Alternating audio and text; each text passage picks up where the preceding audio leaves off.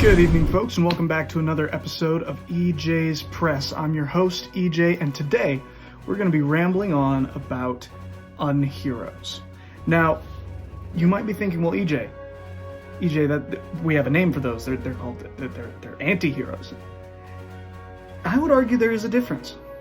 An anti-hero is a hero who accomplishes noble goals through ignoble means, through violence, through subterfuge, through secrecy. Someone like Batman fits the mold of an anti-hero because he acts independently of law and order. Yes, he brings criminals to justice, but his goal is not to work with law and order. Now, he works with Jim Gordon, but if the cops were to get in the way of an investigation, he very quickly will just say, we'll work on something else. The Punisher is a more extreme example of an anti-hero who pursues bad guys, pursues drug dealers, sex traffickers, terrorists, crime lords, corruption, anyone who is definitely bad, but he does so at the cost of his own moral fiber, because he does so with crazy arsenals of military weapons. Now, what makes an unhero then? If an anti-hero is someone who does bad things to achieve a good goal, what's an unhero? I would argue an unhero is someone who does good or bad things to achieve a selfish goal, but is still treated like a hero. Now, you might ask what I mean. And where on earth would we see someone like this? Well, they're very prevalent in dramas, in sitcoms, in television, characters who, they're protagonists. We as the audience root for them because they're the ones we're the most familiar with, but they're not good people, and the things they do and the reasons they do them are not usually good reasons. Someone like, for example, Sheldon Cooper, who,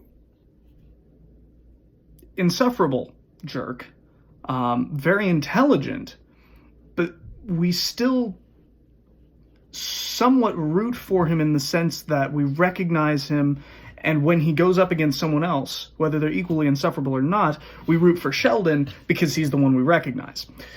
Another example of this is, and this one might draw some flack, Kamala Khan, who, if you don't know, if you don't follow comic books, and I don't blame you, if you don't follow comic books, Kamala Khan is the new Ms. Marvel.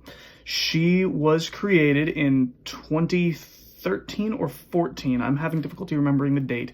But shortly after Captain Marvel, shortly after Carol Danvers went from Ms. Marvel to Captain Marvel, they created Kamala Khan, and I think it was in 2014. They created Kamala Khan. They got G. Willow Wilson to write a Muslim character, trumpeted her as the first big Muslim character, which is not true. They had, in 2002, I'm going to forget the name of the character, but they had a Muslim created in 2002. Trumpeted her as the first big mainstream Marvel Muslim character. Now, that is technically true in that she's in a lot of books, but very few people buy those books. She's, I believe, on her second reboot now. But that's independent. She is a character who is not heroic. She is selfish, self-centered, goes against the wishes of her parents, acts out in a very normal teenage way. She's very normal teenage girl in that respect, but she's not heroic.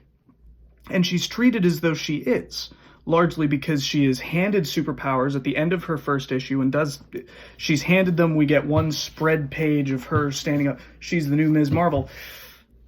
But we don't see her act with her powers or act heroically in any way. She acts out of self-interest. She is... her primary character trait is not her compassion or her self-sacrifice or her innovation or her desire to excel in any way, it is she is a Muslim. She doesn't really have a character trait aside from basic teenage girl, which she's an acceptably written teen drama character. If you were to be telling a teen drama about a Muslim girl trying to live in a non-Muslim world with very strict Muslim parents and kind of this desire to be more moderate, she would be an acceptably written character. But she's not. She's a superhero. So she has to be heroic, because if she's got superpowers, that's step one. Now she needs hero. And she's not heroic. She acts, again, like I said, in self-interest. She is, in her first issue, told, you can't go to this party, there might be boys and booze. A reasonable statement. I can think of very few parents who wouldn't use that justification for why I think she's 15 in the issue, why their 15-year-old girl couldn't go to a party filled with boys and booze. I would not let my 15-year-old daughter go to a party with boys and booze. That's a reasonable expectation from her parents. And she sneaks out anyway, rather than staying home, focusing on her studies, doing her homework, participating in family activities, whatever the case may be. So she acts out. She writes fan fiction. She fantasizes about other characters and their heroism, but it's fan fiction. It's presented very realistically in that she kind of gets this self-insert character, as I recall. And she is she is essentially inflating herself to be a hero for no particular reason and with no particular evidence. Now, at the end of the episode, she is tricked into drinking alcohol, by a couple jerks we've met earlier in the episode, who trick her into drinking alcohol, and she runs off and is granted superpowers by fate. She falls unconscious, dreams of several superheroes, and they give her powers because she was fated to have them. She doesn't earn them. She has given us no reason to believe she will behave in a heroic fashion, but because she is a superhero, because she is given the name Ms. Marvel, we are to assume maybe next issue we'll get to see her act heroically, and then we'll be able to see, okay, here's a character. Or maybe next issue she'll start to develop. She'll still have those selfish interests, but she'll start realizing it, and we really don't. We get more teen drama. And that's an unhero. Now because she is not heroic, she does good and bad things, and she just does them for her own reasons. She is presented as great without giving any evidence for her nobility. Another brand of unhero is a bit more aggressive. She's kind of a passive unhero. She's an unhero who doesn't do anything aggressively unheroic, but she doesn't do anything heroic either.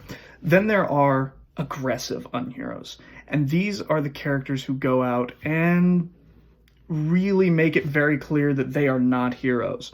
And don't just do so in a, I'm past it, I'm not a good man, trust me, and then turn around and do good things like Logan or Clint Eastwood in The Unforgiven.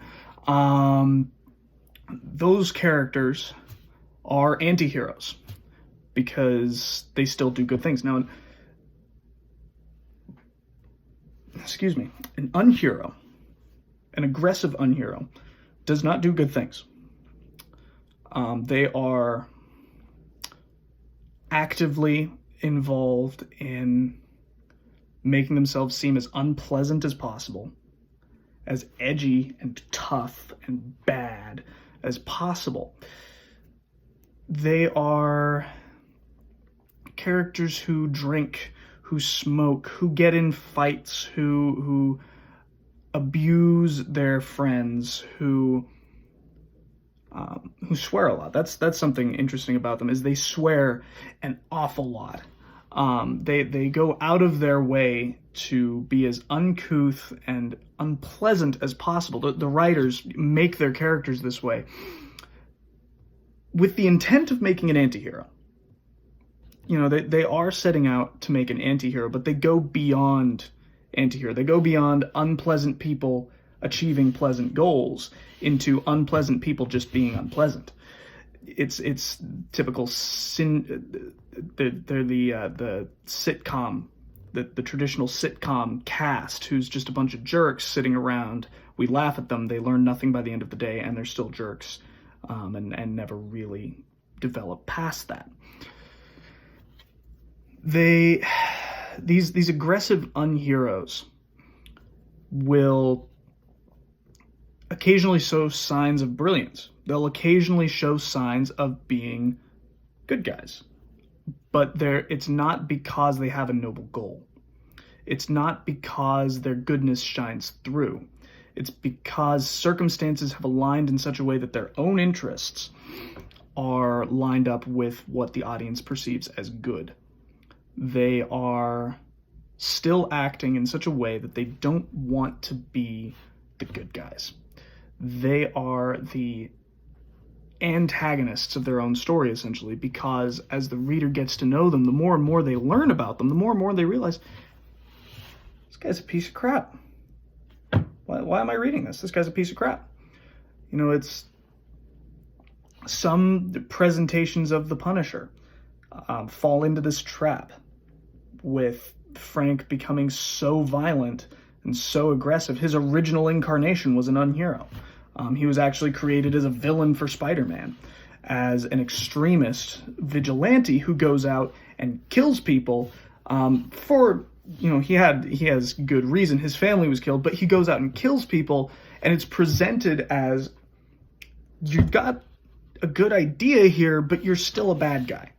You are still a bad guy. And then they've turned it around. They've given him more and more characterization. They've created someone who's more acceptable to the public. He's become more of an anti-hero. I think probably the biggest example, the most fun, I should say, I've ever had with an unhero would be Frank Miller's Batman, All-Star Batman and Robin was what it was. It's on my if I were to put together a must-read comic list, it would be on that list because it is so hilariously bad. It is The Room, it is the Birdemic, it is the Sharknado of comic books, because we have a Batman who swears, who abuses Alfred, who abuses Dick Grayson, who treats all of his fellow superheroes with contempt. We have who ambushes Green Lantern specifically, singles him out, ambushes him, and for no other reason than to antagonize him.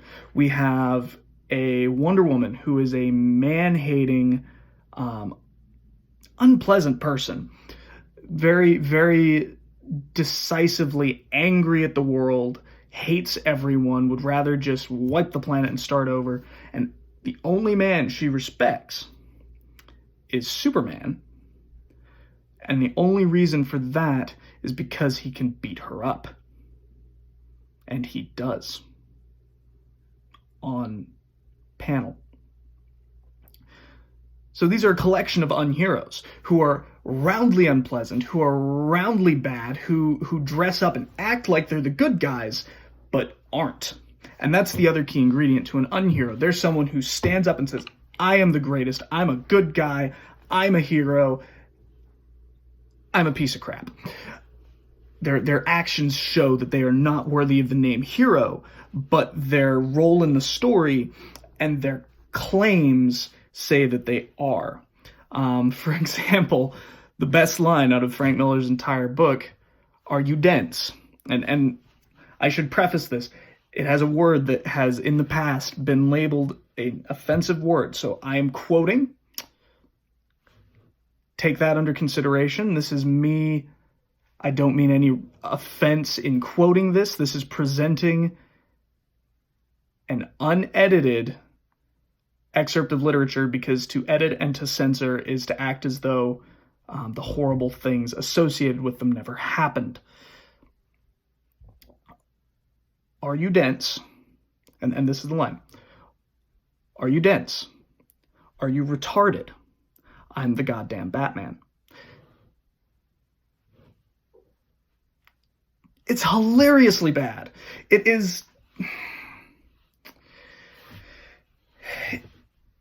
It is the epitome of the unhero, because he doesn't care about other people. He's telling Dick Grayson, by the way, who he has kidnapped because he's like, hey, look, an orphan, I'm going to train him. He kidnaps Dick Grayson, sits him down in the Batcave to eat rats for a week, and then starts training him. You've got to read it to believe it. But that's what I mean by an unhero.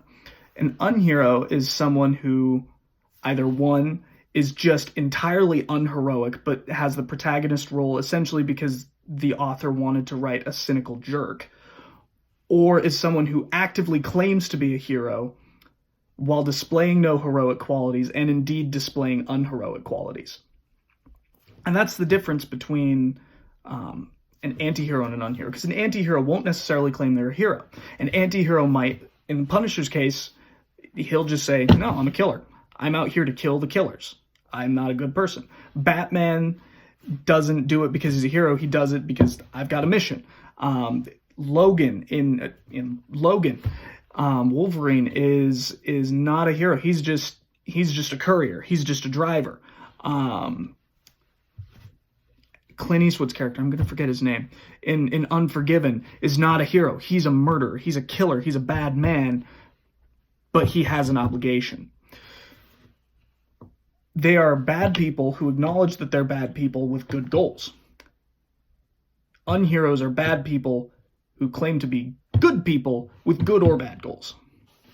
And so that's kind of my take on that. And the reason I bring this up, the reason this is the subject of a video, is because it's becoming, as the days go by, there's more and more versions of unheroes out there. And I don't know who's responsible for that. I don't know if it's writers who are writing books or movies or TV shows or comic books or whatever, just not caring. I don't know if it's a cultural shift of noble characters are old hat, characters who are good are old hat. We don't want that morality thing. We just want people who swear and punch things. I don't know if it's editors just not catching these things. I don't know if it's a bunch of characters who are originally set up as either jokes or learning experiences that somewhere along the line they forgot the joke or they forgot the learning experience and they've just kind of snowballed from there. I don't know. But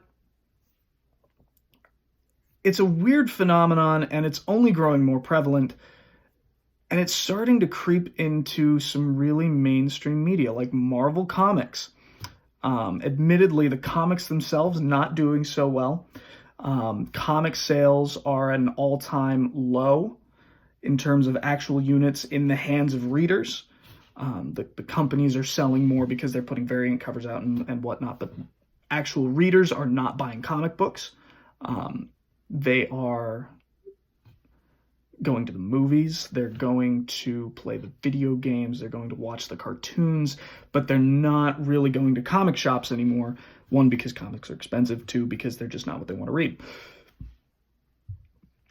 They're becoming more prevalent in even things like Star Wars with Rose Tico, who I'm still pretty sure is a First Order spy, who does nothing productive or constructive in the entire movie, but is still treated as a hero.